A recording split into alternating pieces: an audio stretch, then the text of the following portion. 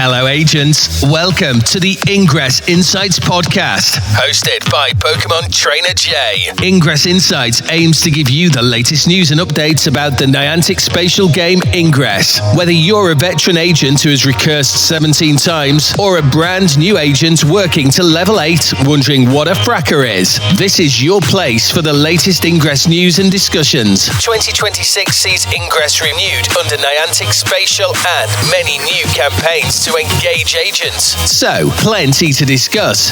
Share any thoughts by checking our social media links. Now, over to Ada.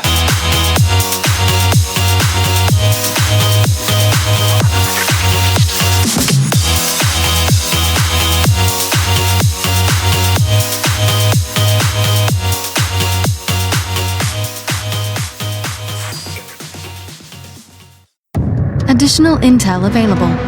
Hello, agents. Welcome to episode 160 of the Ingress Insights podcast. This week, I'll be going over the Orion Anomaly results, as well as looking at what's happening with Apollo for the next Anomaly season, and also be looking over the new items had in store and the new campaigns we've got coming up for July as well. Before I get into all of that, I do apologise, this podcast is a week late. I was ill and then I've been hit by the UK heatwave, and it's not been nice to be cooped up in one room, having to have the window closed and fans on maximum to try and do it. So I've just delayed until this week. Now I'll get into the anomaly related news. The Orion Anomaly series concluded whilst I was not recording. So the total result was Resistance 1,856.8 season points. Enlightened got 1,955. So the Enlightened won the Orion Anomaly series. We have a ploughing straight ahead into the Apollo Anomaly series that starts in July, which is obviously under a few days away now. And we have details for the Apollo Anomaly series. So Apollo is a 3-tiered medal. So you get the bronze at 4,000 Apollo tokens, silver at 8,000, gold at 16,000 Apollo tokens. In the usual manner, you can earn bounties from the 1st of July to the 18th of September. You can get it from the tokens on there by completing the daily research tasks. You can also get 2,500 Apollo tokens each month by attending Ingress first Saturday and checking in there. And then we do have a variety of dispatch operations. So we've got 3 lots of 2,500 Apollo tokens and 3 free dispatch seasons. So that's one in early July, one early August, and then the autumn equinox. Then there's the Apollo Global Campaign, where you can earn up to 10,000 Apollo tokens, and anomalies attending on site, you can earn up to 5,000 Apollo tokens. So it should be pretty easy to get through and get those on there. We are back to the 3 tiers rather than the 4 with Orion, so maybe that'll be how it is going forward. We also have details on the actual on-the-ground Apollo Anomaly events. So these are happening in Q3. The Ingress team said the only thing that's really different in those so far is the volatile battle beacon scoring. So that I'll go over in more detail in a later episode, but I will link to there so you can read through the Anomaly sites if you do wish to do that. Speaking of anomalies, last time I covered the Q3 schedule and mentioned about the Q4 signals only involved shard storms and not anomalies. The team have made this clearer now and added a note that say NIA researchers thought that no XM anomaly signatures are currently detectable. So that means no anomalies for Q4, just the shard storms. Also on anomalies, a lot of the Orion events and one of the upcoming Apollo events, the GoRuck events there, have been cancelled due to low attendance. So it means that the scores from there just won't happen. You won't get any actual ticks on there for the badges. There won't be the Operation Clearfield or anything like that. So hopefully they do continue to happen in the future, and maybe they'll happen at shard storms. That'd be nice. But for now, they haven't been happening in the past few ones. So if you do really want to do it, make sure you sign up so that GoRuck can get people out, can get people attending the event and earning more points for your faction by doing the GoRuck events. And then finally, just for the Orion season, because that will be ending soon, it is your last chance to pick up the badges from the store for the Orion Anomaly season if you do want to do that. There's a few character badges on there you can pick up for 30,800 CMU each. So make sure you do that before the end of the season if that is something you do want to do. Now moving into the general Ingress news, we do have a few things happening. So firstly, this kind of relates to Orion as well, but the Ingress team have added the 7, 3, and 1 and 10 day bounty pass to the Ingress store. So that'll enable you to get some extra bounties on the dailies to complete more tasks and earn the final bits on your Orion badge if you're a little bit short on one. Then two little reminders. We've got the Summer Solstice and the Dark Star. The campaigns for those are ending soon on Monday, the 29th of June, 6 p.m. UTC. So if you've still not got the badge tier you want on those, make sure you complete them before the end of Monday, 29th of June. In addition, the Peridot campaign is also running until the 1st of July. So again, make sure you complete that. That one is absolutely free, as is Summer Solstice. Just the Dark Star one is a paid-for campaign. I spoke earlier of the badges in the store. We've actually had some new items added to the store that people have been wondering about for a little while. So the Ingress team on the 24th of June put up a blog post saying, introducing the code name token and the faction token. Agents, the XM network is constantly shifting, and with it the paths of those who shape its future. We are preparing to introduce two new in-app items that will grant eligible agents autonomy over their identity and alignment within the scanner, the codename token and the faction token. These items are exclusively available to agents who have reached level 4 or higher, available in the in-game store for 15,000 CMU each. Both tokens are subject to a 90-day cooldown between purchases. Agents who choose to use these tokens will retain their current agent level, current AP, lifetime AP, and full item inventory. They will not be reset to level 1. With a faction change, portals, resonators, and mods deployed by the agent prior to the change remain aligned to the previous faction. With a codename change, those deployments automatically update to reflect the new codename, and the previous codename becomes permanently unavailable to that agent and all other agents. Please note the existing option to choose a new faction upon achieving agent recursion remains unchanged. NIA recommendation. Retain your current alliance, have faith. This did not happen by chance, you were chosen. So a little while ago, you were able to request the faction change, name change from the Ingress support, and then they dropped that probably a year and a half, 2 years ago. And now they want you to pay for it if you want to do that. And it also blacklists the name that you previously had from other agents claiming it. So say I changed my name using one of the tokens, nobody else would be able to select the name PkmnTrainerJ because I've abandoned it. It'd be a bit of a weird situation if I dropped the name, someone else picked it up, then was doing bad things in my name. So I guess that kind of makes sense. I don't really see the point in the faction token because recursion exists. So, and that's free. I mean, I recursed recently. I'm already back to level 10, I want to say, or level 9.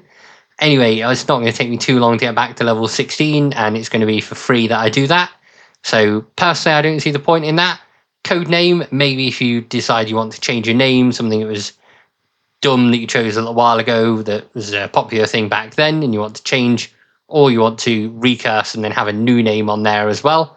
I guess I can sign the point in that, but personally, I don't see the point in the faction token. If you do, it'd be nice to hear why and what you plan to do with it from there.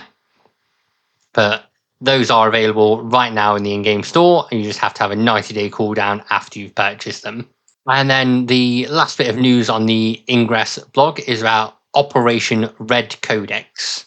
So this was posted on the 26th of June. It says, Agents, NIA Surveillance has confirmed that P.A. Chapeau and Hank Johnson have successfully intercepted a collection of historical papers dating back to 1930s New Mexico and have begun deciphering the data received. The document sent on Agnes Brandt, an artist residing in a remote ranch house who began channeling a strange, compulsive form, an XM-induced prophetic text now known as the Red Codex. Her drawings foretold a devastating ideological rupture, with her science-minded sister Vera. As P.A. Chapeau and Hank Johnson process his archive in present day, the XM network is reacting. The scanner will map these historical echoes onto your current environment. To decode the past and secure the future, agents must interface with these memories through 4 campaigns. The operational window for Red Codex spans from the 1st of July 6 p.m. UTC to the 31st of July 6 p.m. UTC, during which 4 distinct campaigns will manifest. So the first one of these is free, the rest do cost CMU. Chapter 1, First Vision, as I said, is free, and that one also comes with 2,500 Apollo tokens. So for that one, you've got to firstly do 2 out of 3 bounties on there. So walk 4 kilometers, deploy 80 resonators, create 25 links. Completing at least 2 of those will get you 1,000 Apollo tokens. Then you need to walk 10 kilometers, visit 10 all-time unique portals, or deploy 200 resonators, and that will get you 1,500 Apollo tokens and the Codex 1 Agnes medal. There are then 2 additional ones on there before that's complete, where you need to either walk 15 kilometers, visit 10 all-time unique portals, or create 40 links. Again, 2 of those 3. And then finally, for part 1, it's walk 30 kilometers, visit 100 all-time unique portals, or capture any 375 portals. Chapter 2 is the blueprint, and that costs 7,000 CMU. I'm assuming you can buy all these at the same time, be working on them all at once. For these, you need to complete 3 out of the 4 bounties to proceed. You can complete 4, but you need to complete at least 3. So deploy 120 resonators, deploy 20 portal mods, hack any 60 portals, create 13 fields. That will get you the Codex 2 Vera medal. The second stage of that is deploy 265 resonators, create 50 links, deploy 50 portal mods, create 45 fields. And then moving on, you'll deploy 500 resonators, create 100 links, deploy 100 portal mods, create 100 fields. And then finally, for Chapter 2, it's deploy 1,000 resonators, create 300 links, deploy 300 portal mods, or create 300 fields. Again, 3 out of those 4 to proceed. Then Part 3, the Schism, is 15,000 CMU. For this one, again, it's completing 3 out of the 4 bounties to be able to proceed. Firstly, you want to be destroying 100 resonators, walking 10 kilometers, earning 150 glyph hack points, or destroying 40 enemy links, and that will get you the badge Codex 3 Chapu. Then moving on, you destroy 60 enemy links, capture any 90 portals, walk 25 kilometers, destroy 60 opponent fields. Then next you want to be neutralizing 45 portals, destroying 35 opponent fields, walking 25 kilometers again, destroying 400 resonators. And then finally for Chapter 3, it's destroy 80 opponent fields, capture any 175 portals, walk 50 kilometers, or neutralize 175 portals. And then finally, Chapter 4 Threshold is the most expensive one in this at 25,000 CMU. For this one, you need to do 3 out of the 4 again.